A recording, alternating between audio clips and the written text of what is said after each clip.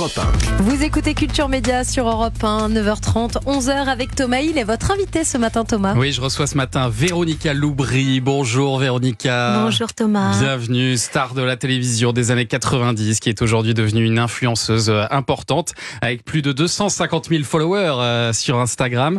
Vous racontez votre histoire pour la première fois dans un livre. La vie m'a réservé bien des surprises. Un livre dans lequel vous revenez notamment sur votre décision d'arrêter la télévision. C'est pour votre fille que vous avez arrêté, c'est ça ce que vous dites ? C'est ça, c'est ce que je dis. J'ai arrêté parce que j'étais enceinte. J'ai arrêté quand j'ai eu le 7 d'or de la meilleure animatrice et du visage préféré des Français à l'écran. Et je me suis dit, mieux vaut partir avant qu'on vous chasse. Mais j'ai vraiment devancé la chose, quoi. Je suis partie très longtemps en avance. Et on sent que vous étiez aussi un petit peu écœurée par ce petit monde de la télévision. Vous vous sentiez pas vraiment à votre place ? Je me sentais pas à ma place. J'étais un électron libre et en fait, je me sentais surtout pas en phase avec les gens de la télévision. J'étais en dehors du système, je pense. Et c'est ça qui faisait que ma place, je la sentais pas légitime. J'étais bien quand je faisais les émissions, mais dès que ça s'arrêtait, il fallait que je parte.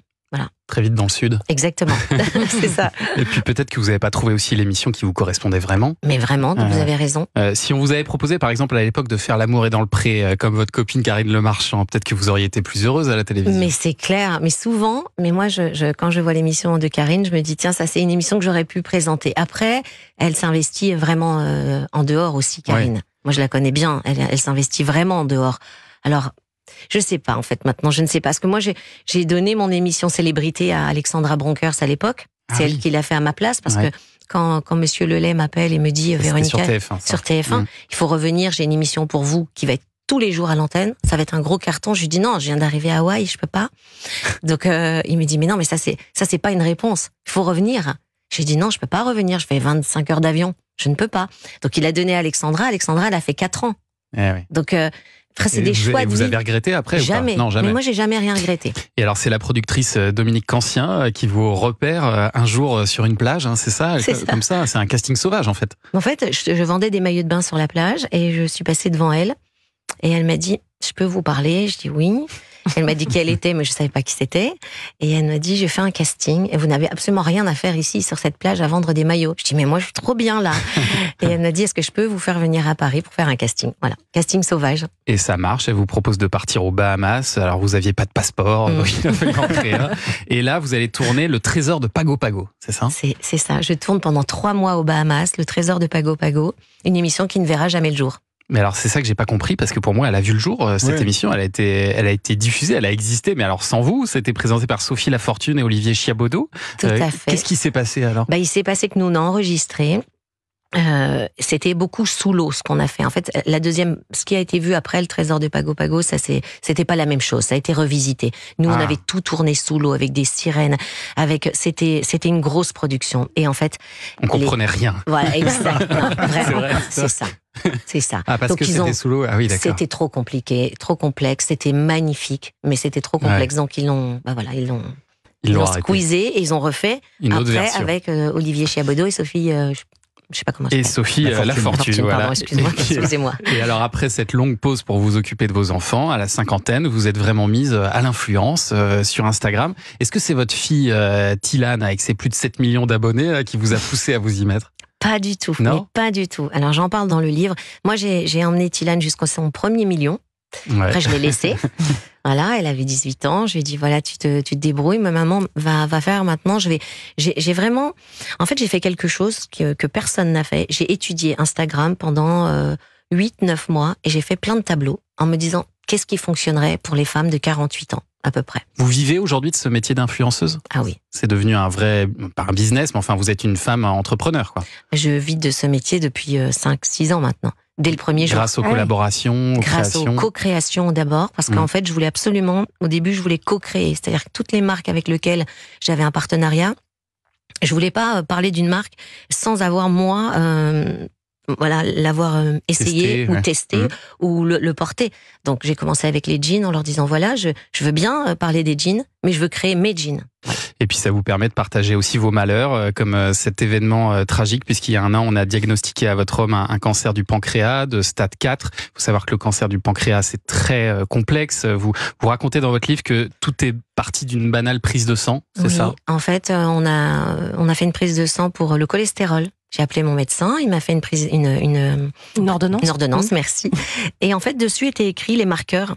CA19-9, ACE, tous ces marqueurs. Et je l'appelle, je lui dis, mais en fait, on veut juste savoir pour le cholestérol. Et il me dit, non, c'est bien de faire les marqueurs, parce qu'il y a de plus en plus de cancers. Et je lui dis, il s'appelle Valérie, je dis, Valérie, mais bon, ok, on fait tous les deux notre prise de sang. Et le soir même, le labo m'appelle en me disant, Madame Loubry, le CA19-9 de votre compagnon, ça va pas du tout. Donc les marqueurs tumoraux, c'est ça ? Tumoraux du pancréas, c'était entre 0 et 30, il avait 19 000. Donc il était déjà un cancer du pancréas stade 4. Pourquoi j'en parle ? Parce que c'est très important. Je sais qu'il y a un vrai problème avec les marqueurs. Beaucoup de médecins ne veulent pas faire les marqueurs. Je n'arrive pas à comprendre. Je parle avec des oncologues, je parle avec des médecins. Il y a beaucoup de médecins qui me parlent sur mon Instagram en disant... C'est pourtant pas très compliqué. C'est pas compliqué, ça coûte rien. Ouais. Donc ça, il faut absolument le faire. Mais évidemment, ça sauverait. Il y a des hommes de 30 ans qui ont maintenant des cancers du pancréas, il y a des femmes.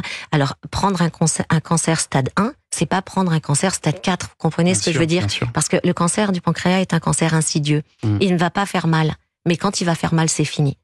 Donc, on aurait pu le sauver. C'est bien déjà, ça fait 1 an déjà que grâce à cette prise de sang, il a pu commencer la chimio tout de suite. Et puis, il y a beaucoup de progrès. Attention, il y a aussi beaucoup de choses positives. Le cancer, comme disait Denis Brognard, si chaque Français mettait 1 euro, la recherche pour le cancer, c'est la recherche qui avance le plus vite. Mais il y a de plus en plus de cancers. Voilà pourquoi je voulais en parler. Et aujourd'hui, vous êtes son aidante, vous l'accompagnez dans son combat, dans ses chimiothérapies. Comment est-ce qu'il va en ce moment ? Il va bien, il nage tous les jours. Le cancer, il faut aussi, il y a l'activité physique, il y a le mental, il y a l'aidant, l'accompagnant. Moi, je suis accompagnante maintenant. Et il va bien, il nage, il y a toujours les chimios. Mais il a un vrai mental et je pense que je fais partie aussi de sa force. Certainement. Et on espère que vraiment la guérison sera au bout de ce chemin. La vie m'a réservé bien des surprises. C'est le titre de votre livre, Véronica Loubry, aux éditions Le Duc. Dans un instant, on va aller faire un petit tour dans votre carrière, Véronica. Mais avant cela arrive le journal des médias de Jean-Philippe Longo. Et ce matin, on va découvrir qui apparaîtra bientôt dans Emily in Paris. Ah oui, c'est une grosse surprise et on vous l'annonce dans un instant sur Europe 1. À tout de suite. Europe 1, Culture Média. 9h30, 11h.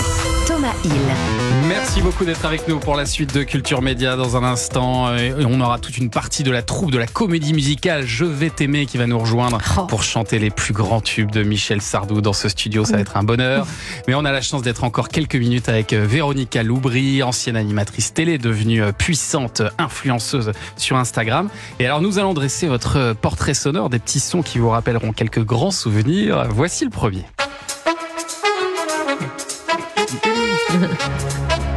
Ça. Très bonne lui, vous allez l'entendre à partir de la semaine prochaine. Je rappelle qu'on aura le vrai à partir de lundi prochain. Le vrai sera à ma place.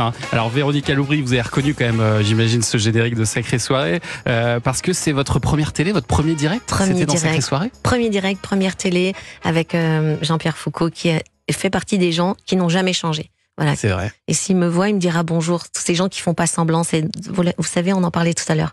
Ouais. Et c'est un vrai beau souvenir, Sacrée Soirée. Et pour cette première, l'invité de l'époque, c'était Michel Leb. Mais alors, il paraît qu'il vous a pas mis très à l'aise, Michel Leb. C'est rigolo parce que nous étions à Bruxelles et la personne qui signait à côté de moi, c'était sa fille, Fanny Leb. Et je lui dis, tu sais que ma première télé, je l'ai fait avec ton papa. Elle me fait, c'est pas vrai. Et du coup, on a commencé à parler. C'est pas qu'il m'a mis très à l'aise, c'est que c'était en direct, des millions de téléspectateurs à l'époque. Énorme. Je crois que c'était 9 millions, mais c'était énorme. Et quand je commence à parler, je lui dis, et il fait écoutez mon petit, si vous bégayez comme ça, il y aura pas de carrière. Oh là là. Et là, je savais plus quoi faire. Et Jean-Pierre m'a aidé, il a rebondi. C'est vrai que c'est un souvenir. Et vos parents, ils vous ont parlé que de votre coiffure derrière. Oui, c'est vrai. Ouais. Mes parents sont tellement des gens simples. Quand j'ai appelé de la loge en disant j'étais bien, maman, j'étais bien, elle m'a dit t'étais pas très bien coiffée. Mais en général, c'est ça les parents. C'est ça les parents. Et c'est ça qui remet les pieds sur terre. Exactement. Allez, extrait suivant.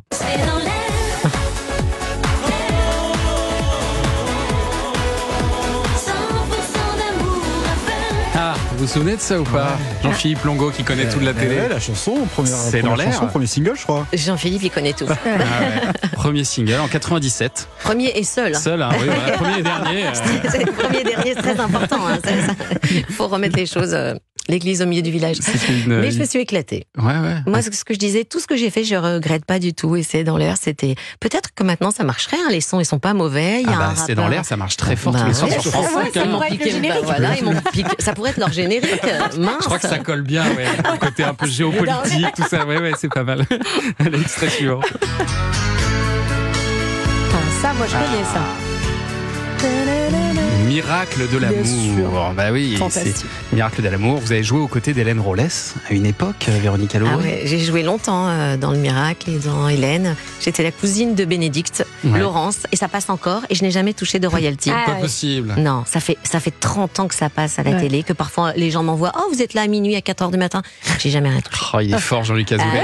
Il est très fort. Vous savez que j'y pense souvent. Je me dis, mais le mec, il est trop fort.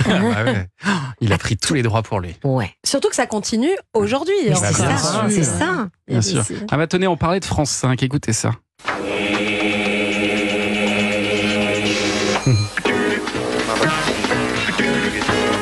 C'est d'époque, hein, ce générique. Je ne sais pas si vous reconnaissez ce générique. C'est vieux, hein. C'est vieux. Ah ouais. C'était la 5e. La 5e. Ouais, à l'époque, en 92, vous devenez un des visages emblématiques de la 5e, qui était dans ses premières années. Et pendant 9 mois, vous animez les écrans du savoir vous aviez 3 heures de direct tous les jours? 3 heures de direct. Complètement novice. Autant vous dire, Jean-Marie Cavada et il s'appelait Monsieur Minier. Il me parlait, il me disait, mais Véronica, qu'est-ce que vous faites comme bourde? Qu'est-ce que vous faites comme bourde?